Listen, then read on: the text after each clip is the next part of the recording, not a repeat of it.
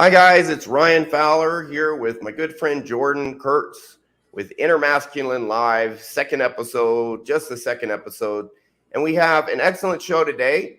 Jordan is a very interesting case. He is a guy who did a session with me and then became a hypnotherapist. I actually have over half a dozen of my clients took professional hypnotherapist training. One of these days, I'm going to get a show where I get as many of them on the show as possible, because it's just pretty cool that I do a session and they become hypnotherapists. But anyways, Jordan's going to share his story in just a bit. And we also have an Alex Hormozi clip that we're going to pick apart. Now, Alex Hormozi, I like him a lot. He's actually a really brilliant businessman. Took him like 7 years to go from zero to over $100 million net worth. But he's interviewed, I think, on the Norton Graham show. You'll see in the clip. And when he's interviewed, he talks about trauma and how he overcame some of his emotional mental hangups. And he actually gets it wrong, really wrong. But the reason we want to analyze this clip is because he makes some statements that are very common misconceptions that we want to clear up. And what he did for himself worked for him. For someone with, I don't know how much trauma he has. I know it's not severe, because it wouldn't have worked for him if it was severe. And he's talked about, things he struggled with. So probably mild to moderate trauma. And he found something that worked for him, thinking that now he understands the human psyche at a level where he can, that his method's going to work for everyone. And if he, if he coached maybe 30, 40 guys like repeatedly, he would totally change his tune. And that's Jordan's experience and my experience. We're going to talk about that because we want to clear up these misconceptions, like what is subconscious trauma? Why can't certain guys get ahead? And we want to clear these misconceptions up. So we're going to analyze this clip of this 100 millionaire who's otherwise a brilliant businessman who I like very much. But first, I wanted Jordan, for you to introduce yourself and talk a little bit about it yourself, and how you found out about hypnosis, how it helped you, why you became a hypnotherapist. We'll just start with you introducing yourself and how you found hypnosis. Yeah, well, thanks for having me on the show, Ryan. My name is Jordan Kurtz. I discovered hypnosis through John MLD's. It was called Body Language Mastery at the time, but he calls Modern it Life Dating. Yep. And so you were giving a presentation on hypnosis. You probably gave a couple that I saw. And, it was funny because after the end of session, after the end of the presentation, I was kind of like, I felt something. I was like, something he's talking about seems to be resonating. I don't know what it is, but kind of just rang true or something, huh? Something seems kind of off with how I'm feeling internally. And it took a little bit of digging, but I just kind of kept noticing there's something wrong, and I didn't really know what it was. And eventually I scheduled a timed session to meet with you, and eventually we started unpacking all of these things, and I kind of discovered that I felt almost there was this shame element, this toxic shame element for even trying to change myself. And more specifically than that, toxic shame for even feeling shame in the first place. And that's one of the things that you helped me kind of unpack in our first session. Was it maybe shame for maybe thinking you had weakness? Oh, I can't even have weakness of any type. I can't be a pussy. I gotta be a. It wasn't so much weakness. It was like I wasn't a good person, or that trying to do certain things that I wanted to do was wrong. And the only way I was kind of in my head validating that I had done the right thing was by my accomplishments. I was valedictorian of my high school. I was president of all these clubs and, robotics and tennis captain, all these things. But I was using that external validation to try and cover up this lack of internal validation. Or like I needed those to prove that I needed those external components to prove that I was actually a good person, that what I wanted to do with my, my future and my life was justified. Oh, you can look at, it's okay to do these things because, you have stuff to show for it. Yeah. But that's such a toxic cycle because it's never ending. You'll never fill that toxic shame void. And so Yeah, you need this constant outside validation to keep this from coming out, the internal toxic shame. To keep it at bay. Is that right? Right. And you kind of become pretty afraid in a certain way. You become kind of nervous, kind of to screw up in certain ways or to deviate too far outside of what I suppose other people around me thought was normal or right. Kind of keeps you from becoming free in a point. Right. And you're trapped in your own cage in a certain way. Yeah. And so that's the biggest change before and after our session is I didn't feel like that anymore. I was able to recognize those poor mental models in my head and basically completely change my life. And so that was one session. And how long did those effects last? I mean, those effects were permanent. I mean, because I then felt like it was okay to actually change myself and move in the directions that were mattered to me. I mean, it wasn't like I was struggling to succeed to begin with, but it was this feeling like if I wanted to deviate and do something else that I hadn't already been doing, I was allowed to do that. Cool. Okay, my man. So, and then what made you decide to you took professional hypnotherapist training. You now have clients of your own who you're helping out. And I want to hear about your experience actually doing that for others. But what made you want to get into this? Really, it was just noticing the effect it had on me. And then as I studied it more, I noticed that it just seemed like something that more everyone really needs. I mean, I 100% believe a lot of people are struggling, man. I genuinely believe that the world would be a better place if everyone had access to this kind of hypnosis. Yeah. I genuinely believe that we would change the world. I mean, that's kind of my mission. That's my goal, I want to change the world with this stuff. And I quit my $190,000 a year job. It's gone. I'm doing this now. Yeah. That's saying something. You paid up a few $1,000s to get pro training. Now you're doing it. That's saying something, man. Yep.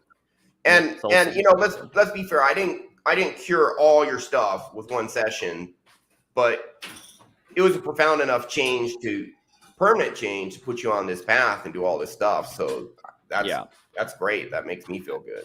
I think it's not Russell Brunson, is it? Yeah, it's Russell Brunson. I remember in his book, there was some quote he had where it was like, as a expert in something, you almost have a responsibility to the world to bring your expertise to light to help people. And I kind of feel that responsibility. Like we have these methods, these techniques to help people. I feel this deep responsibility to get it out to people because I just think people don't know it exists. And this is why I wanted to be on your show to help promote this stuff, because I don't think enough people know it exists.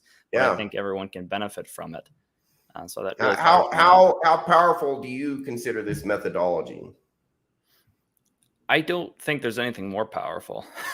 It's just in terms of just pure effectiveness and it's so fast and so permanent and so effective. I mean, it's borderline magic. Deep core changes. Am I right or am I wrong? Because the thing is, it actually reflects how the actual mind works. That's why it works. It's because we actually understand how the mind really works and have designed a tool around that. Rather than it's like you have to start from the ground. I don't know. Like it seems like other therapies they're not complete. Well, exactly. We were talking yesterday. I don't know if you saw my first episode. Tony Robbins was saying, hey, other people trying to help people, therapists, whatever, don't get stuff right because they some people focus on the emotion and not the belief system. So some focus on belief system, not the emotion.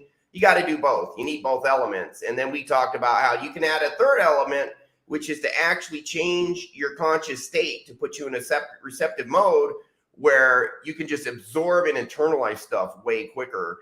In addition to, hey, don't just work on these thoughts in your head, but work on the biochemical change, work on the energy healers understand this. I don't refer to as energy healing. I'm talking about changing subconscious programs that have emotion tied to them, like negative emotion, and it's like stuck in there and you can't get it out. And it's like, you guys, you got to do cognitive, you got to do subconscious, you got to pay attention to where the emotions are stored in your body, because guess what?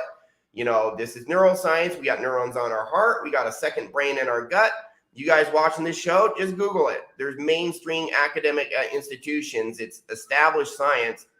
Hey, we got a second brain in our gut. It's doing stuff there. Why are these people only focusing up here? You really got to address it all. And when we do hypnosis, we do address it all. Because we're like, where are you feeling this? Oh, you're feeling it in your gut. Oh, you're feeling it in your chest, your throat.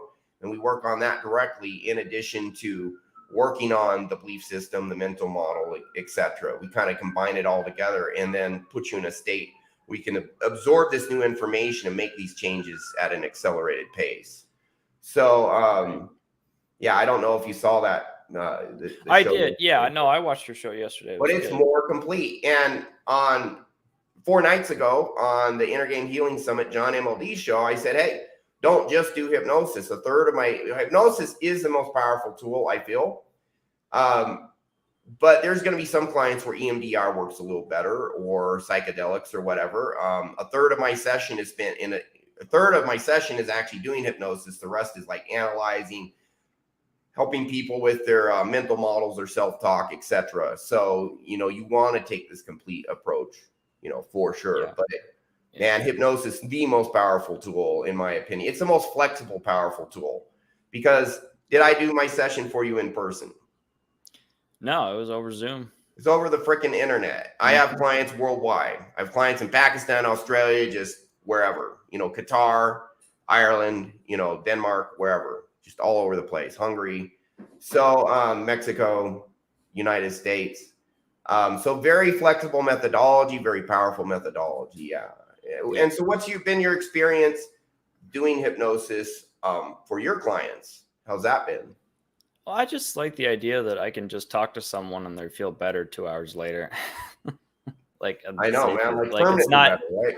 Yeah, and it's not, and it also seems like it also seems like they do a lot of the work on themselves. I mean, I give them prompts to help them through the session, but they're ultimately the ones, clearing their own traumas and so many beliefs. I can prompt them to do those things, but it's like, if you're a dentist, you actually have to go in and physically work on somebody's teeth or something like that. Yeah, we're just a guide. We show them how to heal themselves. They do the work. Right.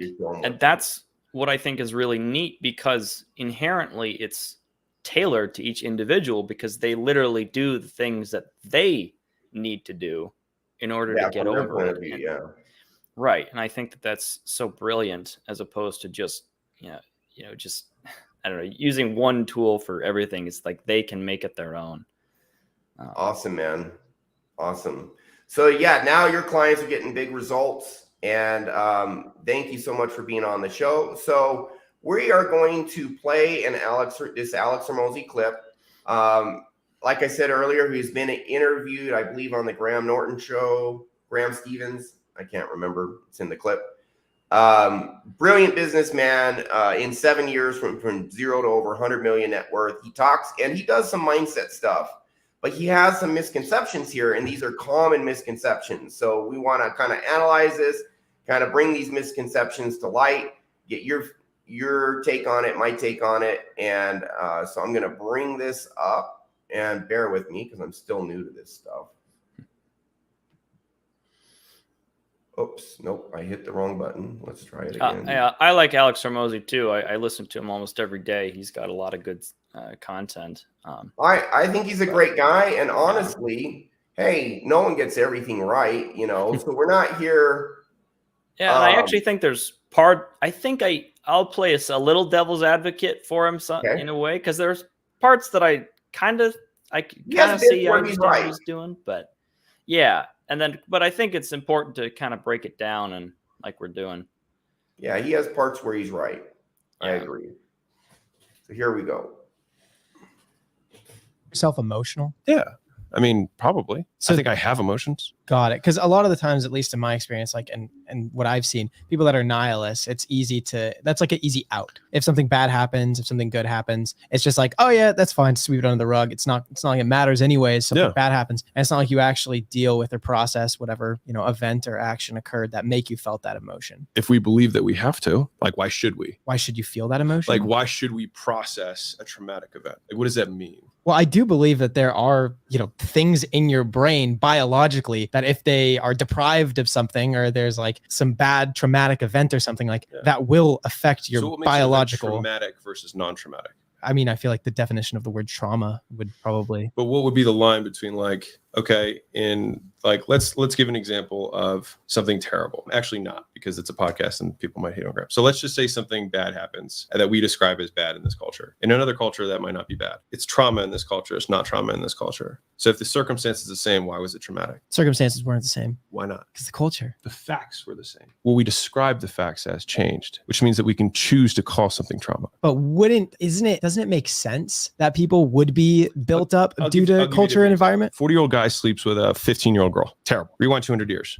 40-year-old guy sleeps with a 15-year-old girl. 100% normal. How is it trauma now and not trauma then? And mind you, this is not my statement. You have to pull an extreme example if we're going to talk about trauma to illustrate the concept. So if it's traumatic in one instance and not traumatic in another, then it means that we can basically change the cultural narrative that we're ascribing to our context and make it not traumatic. That makes sense. Which means it didn't matter. Which means the only thing that matters is that you chose to make it meaningful. Well, let's say like the. Okay. I call bullshit on this. What's your take? And I'll explain why, but what's your take, Jordan? It's this idea of we chose to make it meaningful. Like, that's that key thing. I don't think we get to choose that. And so go ahead, it's like, can you give an example where trauma happens and we don't choose to make it meaningful? It's going to be traumatic no matter what. Well, two people can witness the same thing. Like, I'll say the thing that traumatized me, I know for a fact one of my family members doesn't even remember. And so it's like, I was talking to them the other day and I was like, yeah, I was dealing with this thing. And they're like, I don't even remember that. I'm like, really? We experienced, it's like, we were both in it. It's like, yeah, I don't remember that. Okay. So same family, same upbringing, same culture. Right. And because it just goes to show that two people can experience the same things, and technically one can call it trauma and one can call it the other. And so Alex is kind of right in a way that we choose that, but it's how we interpret it is true, but we don't choose how we interpret it. There's a truth in here. There is. Right. And so that was I think that sums up my thoughts on that piece. Yeah. Now let me say this. How old were you when that trauma happened? We were, I want to say 11, 12, maybe. There you go. Yeah. So here's the thing is the trauma that really messes people up. I'm not saying other trauma won't, but the most common trauma that really messes people up happens in childhood. Right. And what happens is our subconscious mind is forming, and by age 14, our brain is fundamentally different because it's fundamentally operating at a higher brainwave frequency permanently. Hypnosis actually takes it back down to the brainwave frequency. Actually, it's really by age 8 where things start to firm up. There's a physiological difference in as measured by brainwave frequency, among other things, between an adult's brain and a child's brain. When trauma happens as a child, no one's going to be here to say, oh, just give it this meaning or just give it this meaning. The child's just going to interpret how he interprets it. And that interpretation actually gets set in stone between age 8 and 14, gets set in stone and then is static the rest of that kid's life. So what happens is, as an adult, if you say, oh, I'm just going to, change my subconscious with my cognitive mind and just decide to think things differently, it just doesn't work like that. But another issue I have, it physiologically does not work like that. He's kind of like saying, what is gravity? Just because if you don't give gravity meaning, it'll stop existing. If you do give gravity meaning, then that's why it exists. It's like, no, gravity's independent, man. And furthermore, I've had clients from all over the world. I've had clients who whose culture says it's okay for the parents to behave a certain way, and everyone accepts that that's acceptable, client still messed up. And there are some traumas that are not dependent on your definition of whether it's trauma or not. So if you're a kid and someone shoots your dad in front of you and he dies, guess what? In every culture, regardless, you're going to be traumatized. You know, Right. If that happened to Alex, he'd be traumatized and his techniques wouldn't work on him. So that's just how it is. He's giving an example. He's kind of giving an example that's an exception to the rule of trauma. And honestly, he doesn't even give any evidence that maybe the 15-year-old is traumatized. Maybe one 15-year-old girl is, maybe another isn't, you know. He's just kind of using this as an example that, oh, it makes sense, so that must be how it be. Because, you know, it kind of makes sense what he's saying, so that must be true. And it's like, well, no. but anything else? You could tell that he's thought about it, though. You could tell this is not like the first. He's not just pulling this out of his ass necessarily. Like you can tell he's really guy. Like, and so I'm inclined to not just dismiss him entirely because I could tell he's thought about it. But yeah, I mean, I don't think you get to choose what your trauma is and what it isn't when you're a young age like that. Like it affects you how it's like, it's all in your interpretation of that event. I mean, certain events will probably traumatize everybody. Certain events might not traumatize everybody, but I don't think we get, but regardless of, when you're a kid, really you don't know any better whether right. you can't intelligently decide, oh, okay, here's its situation, and I'm going to choose to interpret it this way so it won't mess me up the rest of my life. You know, once my subconscious programs solidify, you know, right. between age 8 and 14. You know, as a kid, the chance of you being able to say that, I mean, it's just ridiculous. Now, with that said, the thing about Alex is, and I truly believe he means this, his techniques, he's going to talk about them a little later, his techniques that helped him get over his issues work for him. And you can, with just your mindset, with what you tell yourself, the narrative you tell yourself, you can use that to manage and help with maybe some less severe traumas, or even the severe traumas. It can help to a point deciding what kind of narrative to tell yourself. It can help, but in many cases, it's not sufficient. It's not anywhere near sufficient for many cases. For him, for his not extreme traumas, it worked. Unfortunately, he thinks that works for everyone based on how he's talking, but we'll keep going. The passing of a parent or like a loved 100%. One or something like that. If we feel like we have a narrative that says, if I don't mourn, it means I didn't care about them, right? Mm-hmm. That's a statement of belief. I could say that if I don't mourn about them, it means I totally cared about them. Like, why does my mourning have any indication of how much I cared? They're non-core. And this is, a grief counselor will tell you this is straight up bullshit, because so many people have someone die and they go in denial. They're still biochemically, they're messed up. Because we have, oxytocin is a biochemical hormone that causes bonding. Well, guess what? When that bond's gone, it's going to cause a biochemical change. That's just how it is. So him just saying what you tell yourself, a grief counselor will tell you right there. People go in denial as part of the grieving process. They're still super messed up, even if they're in denial. Even if they tell, oh, okay, if I don't mourn, that's how I show I care. That's not going to fix it. What do you think, Jordan? Yeah, it just goes back to that. You don't get to choose that. I mean, it's kind of, yeah. I mean, he says it so confidently, I almost want to believe him, but like, yeah. Well, it worked for him because he didn't have very severe trauma.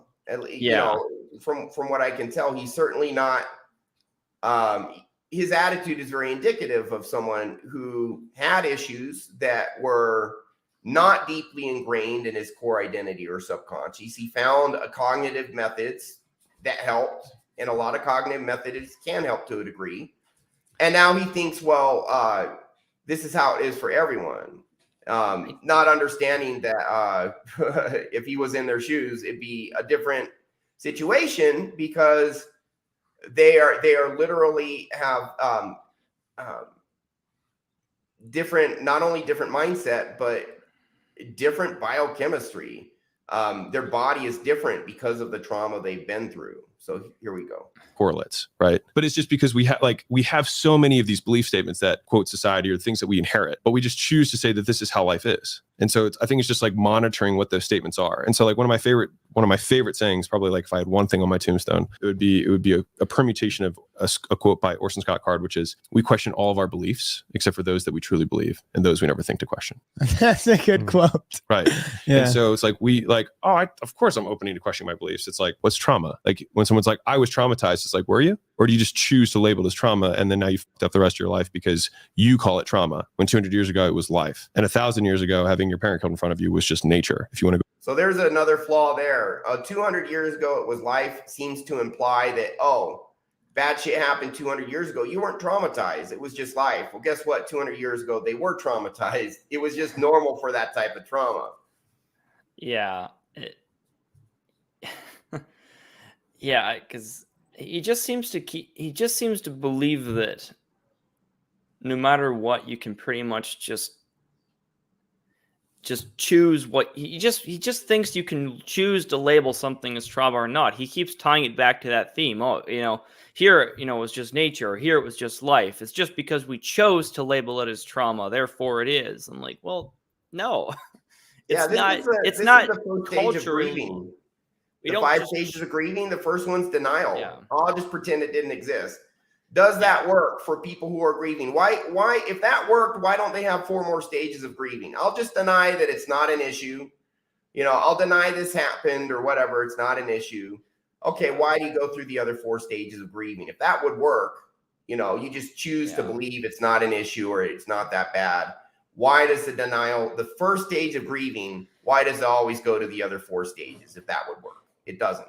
Go biology. And so we're just like, we just choose to create meaning around things. And so like at the end of the day, like end to end to end, bottom root, all our brains do is just create and destroy meaning. And so we say, this is a threat, this is not a threat. We make like, we need to reinforce this behavior, we don't need to reinforce this behavior, all through meaning. And so if you can control what you deem meaningful, you can massively shift the odds in your favor because you don't need to ascribe meaning to. Well, couldn't that be, let's say like 500 years ago, you see like a parent killed in front of you. Isn't that because all you have in your mind is like food, shelter, water? Sure. And now that we have those things taken care of, our minds go to other places.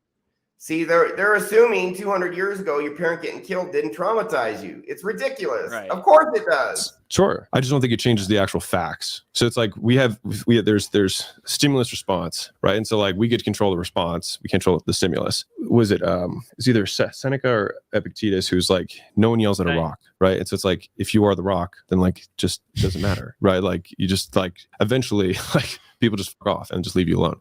And so like, and if you see stimulus of life that way in terms of like how you deem things or label things traumatic or not traumatic or good or bad, you know what I mean? It's the same thing with, I'm sure, with like the hate comments and whatnot. It's like, if you deem the comments of the fans as meaningful, then you will both care about them being positive and you will care about them being negative. But if they're not meaningful at all to begin with, then like, I don't think you can do either. I think you just either have to participate in both sides or you remove. That is also a belief statement, right? So like maybe you can. So, interesting thoughts. So Okay, so I do agree what he's saying has a lot of truth to it. If you don't actually have trauma that is stored in your body, if you don't actually have a really traumatic subconscious program, then if you don't actually have this, and my camera's wigging out. Hold on. That's kind of what happens, huh? I was telling here, I can elaborate on that for a moment. Well, like he literally said we choose to create meaning around things. He's like, well, it's like kind of. It's like sometimes as children we create meaning automatically. Right. But we don't necessarily get to choose what that is. And like he talks about the analogy of, oh well, the comments might not bother me, but or I might be supported by the comments, or I might not like the comments. Well, or it's like you choose that they don't have any meaning at all. It's like that might be possible, but if those comments are triggering some limiting belief or unhelpful subconscious program that you have, then you're going to be affected by them. You can't just, I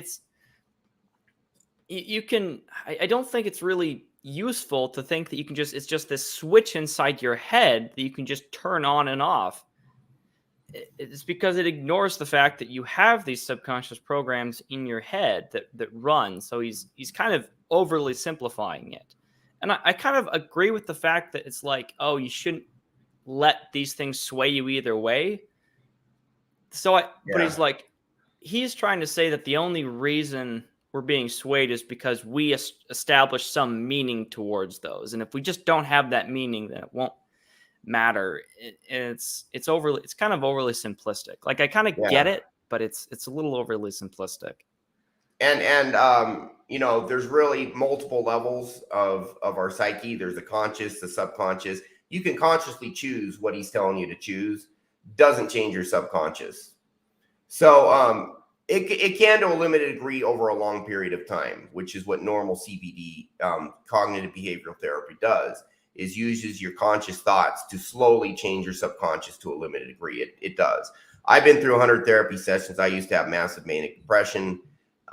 So there's a grain of truth in this. Now, one of the reasons I chose the Alex Hormozi clip to kind of pick apart is there are a lot of guys in the red pill space, manosphere, whatever you call it, where their mindset is, you just got to do the work. You got to do this, do that, the other, stop watching black pill content, think positive, affirmations, whatever. And if you're not able to do that, then you're just a loser and a pussy and an incel. And what they don't realize is there's many guys who want to do the work, who want to get ahead, but because they are stuck in life because of subconscious stuff that's holding them back, like it was affecting you, like it affected me, they can't get ahead. They can't up level, or they'll try and they'll make some progress and they'll just, they self-sabotage, boom, down.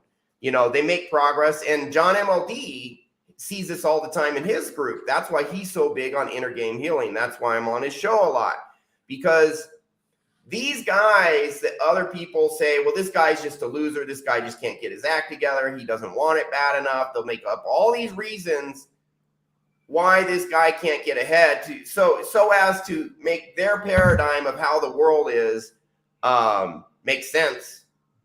They have to call it, oh, these guys are just losers, whatever. And then they come to us and we do sessions, and then they just freaking take off. Right. Am I right or am I wrong? Well, you're not fighting yourself the whole time. If you want to change, logically the things you need to do to change. But there's something inside you. I mean, a lot of people, it's this toxic shame. Like they don't want to let themselves change. They feel shame for wanting to be a certain way. And it's like fighting with one hand tied behind your back. I guarantee you there's people watching this that identify with that. You're fighting yourself every step of the way. Imagine how much more powerful you could be if you just removed those limiting beliefs. So you weren't fighting yourself constantly. Imagine how much potential you could have if you weren't holding yourself back. Yeah. And there are people who, they say, oh, okay, I'm going to do affirmations. I'm going to say I'm amazing. I'm going to try and do the work as much as I can to up level and get ahead. Why do I still have massive anxiety? Why do I still feel depressed or hopeless? Right. I try, and then I get more and more worn out, and I get discouraged, and then I just self-sabotage and go right back, to where I was. Why can't I do this? Right. I'm doing everything they're saying.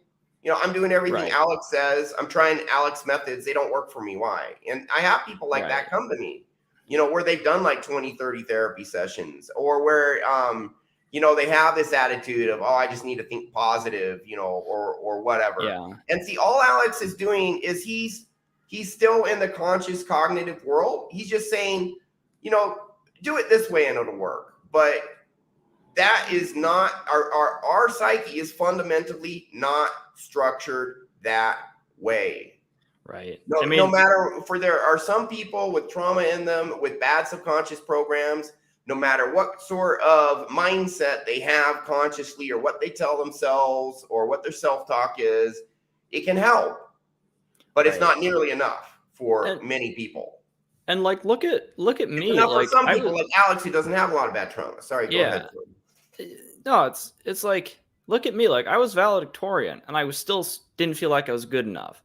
And so these people that feel like, oh, I'll feel better after I do this. I'll feel better once I, bang enough girls or I, get this promotion or I make enough money or I do. It's like, no, you won't. It's like, look at Kurt Cobain, look at Robin Williams, look at Marilyn Monroe. They had all the money, all the people of the opposite sex, attractive people they wanted, all the success, adoring fans. Everyone loved them. They all committed suicide. Right. And I think that's important for guys to recognize that.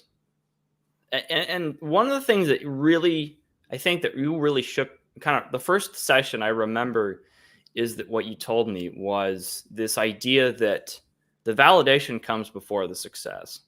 100%. Not after. And that I remember that statement just blowing me away, just going, I have never thought about that before. Like, I'm allowed to give myself validation support before I do something. And that actually helps you. Really like at any time. And it's the thing that, people won't give themselves, but then they realize that people who are successful can give themselves that validation at any time. And it pushes them forward rather than it. And so, I don't know. I just remember that blowing my mind when you first told me that. I was like, wow. Yeah. Now, here's the kicker. I can tell you this consciously, like, hey, Jordan, talk yourself up, give yourself validation, love, and approval, forgive yourself, all of that. But if we don't do some work to go down in your subconscious and change what you believe and feel deep down that started in your childhood, these programs that are otherwise static and unchanging, it's not going to be enough. It'll just be another cognitive mindset, conscious mindset, self-talk strategy. If all we say, just give yourself love and validation and then it'll be enough. No, that helps, but by itself, it's not enough. Right. So gotta change that program. And the other thing I want to say is, like, I like the idea of thinking about it as just poor or like good or bad mental models or programs. Because when I hear a program, I have this visualization in my head where I'm literally putting, I don't know, for some reason it's a CD. It's like you can pull a bad CD out and put a good one in.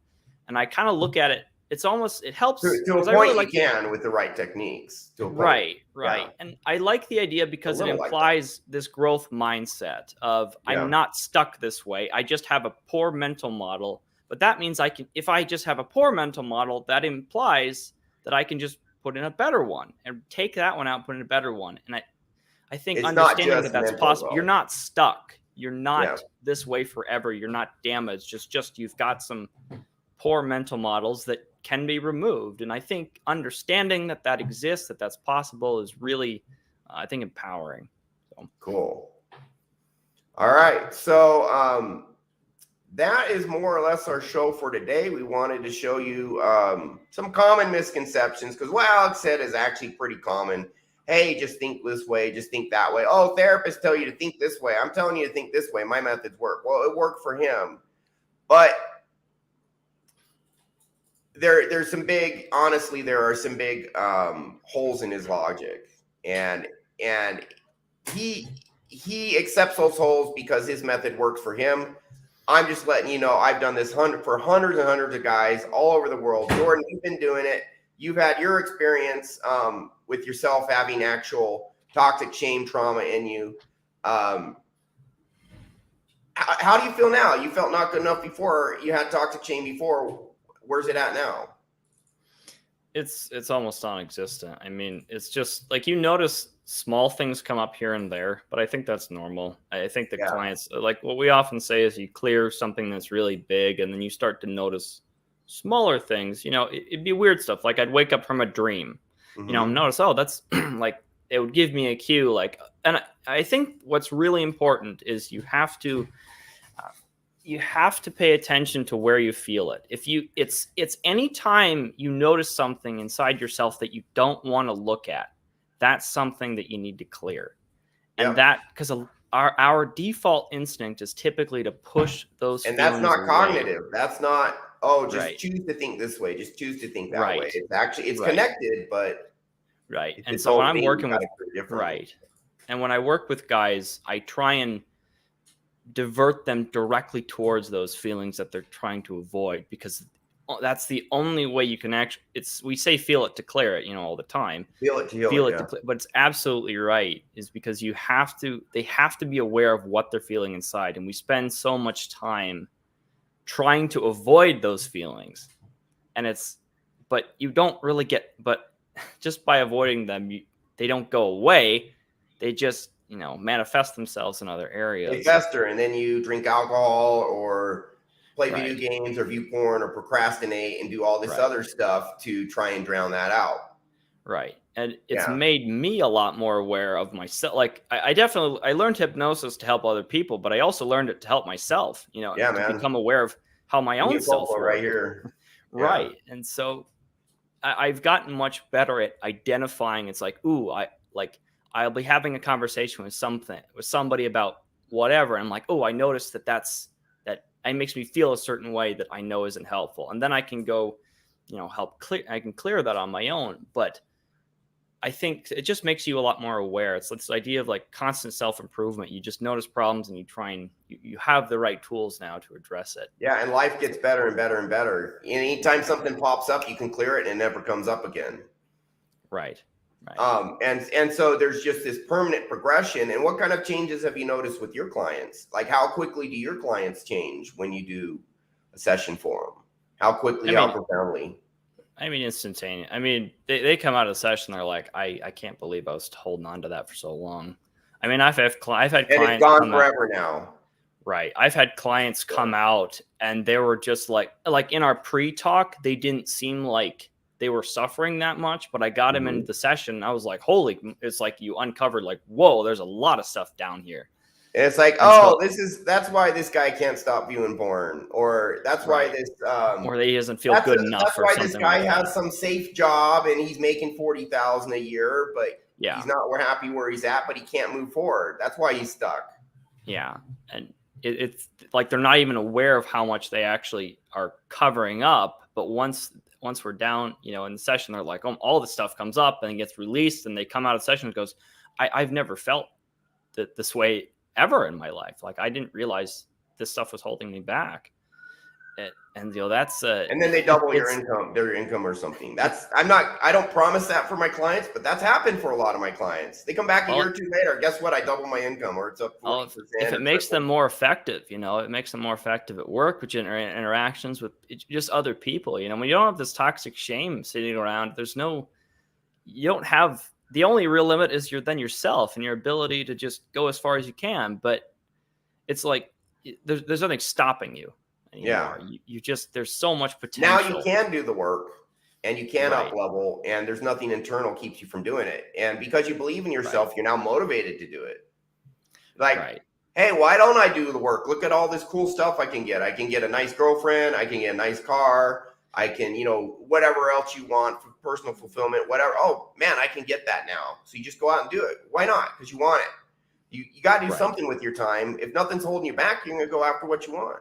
And it feels very right. It feels good. It feels right to know that you have a target and know that you have the ability to go after it. There's just something so like this internal confidence you get when you're like, I know this is what I want, and I'm going to go get it. And this is right.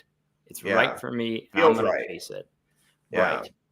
It's a feeling. Exactly. It's a good feeling. So we know what, Alex and others, what they're saying. Again, they mean well. Alex means well. He knows so much about business. I don't know. He has his lane where he's absolutely brilliant.